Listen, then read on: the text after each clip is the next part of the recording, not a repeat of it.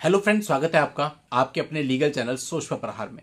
दोस्तों, आज की इस वीडियो में आपको एक मामला बताऊंगा। ये मामला आज ही प्रकाश में आया है, आज ही मेरी जानकारी में आया, तो सोचा इस पर आपके लिए वीडियो ले आए। दोस्तों, अभी परसों को मैंने एक वीडियो बनाया था जिसमें मैंने पति और पत्नी दोनों को समझाने की कोशिश की थी। दोस्तों, उस पर बहुत सारे लोग तो समझते हैं, लेकिन बावजूद इसके बहुत सारे लोग कमेंट करते हैं 1 रुपया भी क्यों दें, झूठ बोलने वाले को पैसे क्यों दें, एक्सेट्रा एक्सेट्रा। अब ठीक है, वो उनकी अपनी सोच है या उनके अपने इमोशंस हैं, लेकिन रियलिटी क्या है, प्रैक्टिकल में क्या होता है, वो आज के इस मामले से आपको बहुत अच्छे से समझ में आ जाएगा। क्योंकि दोस्तों, जो मामला मैं आपको बताने वाला हूं, इसका ट्रायल पिछले 7 सालों से चल रहा है। 7 साल बहुत ज्यादा होते हैं।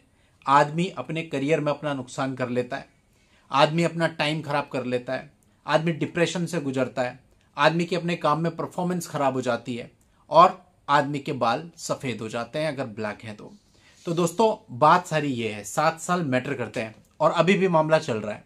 अब देखो, अगर वहां पर कोई समाधान निकलता 7 साल पहले, तो कम से कम 7 साल बचते और पूरा मामला आप जान लो तो आपको लगेगा कि कितना कुछ बचता। आदमी को मेन जो होता है पैसे का होता है। पैसे मांग रही है लड़की, हमें सोचते हैं इतना पैसा देने से बढ़िया तो केस लड़ते हैं, लेकिन केस भी फिर आपको बहुत बेहतरीन तरीके से लड़ना पड़ेगा पहले दिन से। तब जाकर के आप ऐसा कर पाओगे कि बिना पैसे के रीजनेबल अमाउंट में आप इनको झुका पाओगे। लेकिन अगर 7 साल 10 साल 12 साल लड़ने के बाद भी इनको भारी भरकम पैसा देना पड़ा, तो फिर ये इतना टाइम जो आपका है ये पूरा व्यर्थ चला गया। देखिए, आज सुबह मैं देख रहा था, कोलकाता हाईकोर्ट का एक मामला प्रकाश में आया। अब इस मामले में पत्नी को मेंटेनेंस का ऑर्डर होना था। कोलकाता हाईकोर्ट ने 4 लाख रुपए महीना देने के लिए पति को आदेशित किया, जिसमें से 1.5 लाख रुपए प्रति माह पत्नी को और 2.5 लाख रुपए प्रति माह बेटी को देने का आदेश दिया। अब दोस्तों, 4 लाख रुपए देने का आदेश हुआ। साथ ही साथ यह भी कहा गया कि पिछले 7 साल से मुकदमा चल रहा है, तो 7 साल का जो एरियर होता है 3,36,00,000 रुपए, उसका भी भुगतान करिए। इसके अतिरिक्त ट्रायल कोर्ट को आदेश दिया कि अगले 6 महीने में इस केस को खत्म किया जाए, क्योंकि पुराना केस है। दोस्तों, अब आप सोचिए, 3,36,00,000 एक मुश्त देने हैं, प्लस जो 4 लाख रुपए महीना देना है वो देते ही रहना है। कब तक देना है कुछ नहीं पता, देते ही रहना, आप ये समझ लीजिए जीवन काल तक। तो अब जो इतने साल इस मुकदमे में लगे, ट्रायल में लगे, क्या उसका कोई परिणाम निकला?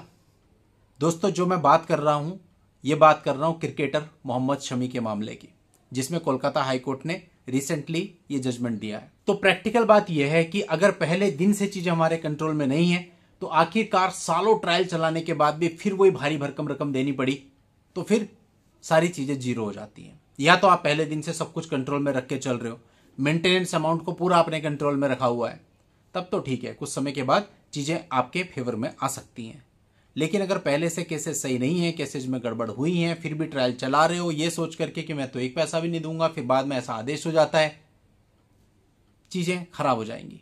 तो इसलिए आपको पहले सोचना है कि आपको ट्रायल चलाना है, या ट्रायल चलाना है तो कैसे चलाना है, और अगर ट्रायल नहीं चलाना, बाहर के बाहर सेटलमेंट करना है, तो क्या करना है, कैसे करना है, कितना करना है, क्या रीजनेबल है। इन सारी चीजों पे बैठ के अपने परिवार वालों के साथ पहले विचार करना है और अपनी लाइफ के बहुमूल्य साल बचाने हैं। अगर आपको लगता है मेरे कोर्ट में 10 लाख रुपए खर्च होंगे और सेटलमेंट आपका जो 11 लाख रुपए में हो रहा, तो समझदारी इसी में है कि 11 लाख रुपए देकर के आप इससे बाहर आ जाओ। क्योंकि सालों लड़ने के बाद, 8-10 साल लड़ने के बाद फिर भी अगर आपको 10 लाख रुपए देने पड़े, तो वो जो आपका समय गया उसका कोई कंपनसेशन नहीं, उसकी कोई भरपाई नहीं। तो फिर ऐसे मामलों में तो बेकार है। इसलिए सबसे पहले सेल्फ स्टडी करो इस चीज की, आपकी क्या इनकम है, आपका क्या स्टेटस है, वाइफ की क्या इनकम है, वाइफ का क्या स्टेटस है। अगर कोर्ट में जाते हो, वहां कोर्ट में कितना खर्चा लिटिगेशन में आएगा, कितना वाइफ को देना पड़ेगा मेंटेनेंस, और कितना टाइम लगेगा, इन सबको इवेल्युएट करो। और साथ साथ ही इन सब चीजों पे लीगल ओपिनियंस लो, समझो चीजों को, और उसके बाद डिसाइड करो कि इस मामले को आपको किस डायरेक्शन में लेकर के जाना है। बाहर के बाहर सेटलमेंट का रास्ता सही है या फिर लड़ने का रास्ता सही है, और लड़ना है तो किस तरीके से, क्योंकि हर एक मामले की परिस्थितियां अलग होती हैं। कोई एक रूल हर मामले पे लागू नहीं हो सकता। कई बार हम कोई मामला सुनते हैं, उसमें हमें कोई एक ऐसा पॉइंट मिल जाता है जिसके बेसिस पे हमको लगता है कि भाई इसमें तो लड़ना ही है, क्योंकि इसमें जीत निश्चित है। वो उसको नहीं पता था, क्योंकि एज ए कॉमन मैन वो अपने केस को देख रहा था। लेकिन जब उसकी बात हुई, उसके पेपर्स देखे गए, तो पता चला कि यार ये मामला तो इसी के फेवर में जाएगा अगर इसको इस तरीके से लड़ा जाए। तो इस प्रकार के मामलों में लड़ना ही बेहतर ऑप्शन होता है। लेकिन एक फॉर्मूला हर एक मामले में एज इट इज एप्लीकेबल नहीं होता। ये वीडियो केवल आपको जनरल इंफॉर्मेशन प्रोवाइड कर सकते हैं, लेकिन स्पेसिफिकली आपके मामले पर ही डिपेंड करेगा।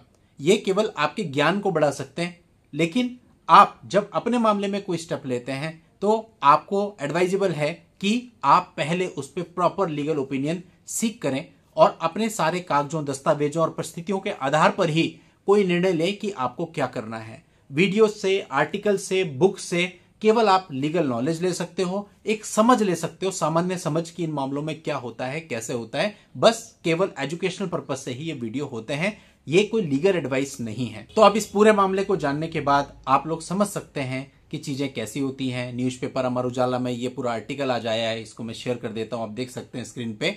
और इसके बाद आप लोग खुद डिसाइड कर सकते हैं कि आपको अपने मामलों को कैसे और किस डायरेक्शन में चलाना है। चलिए दोस्तों, आज के इस वीडियो में इतना ही। नेक्स्ट वीडियो में नई जानकारी के साथ मैं आपसे फिर मिलता हूं। तब तक के लिए goodbye and thank you for watching. Take care.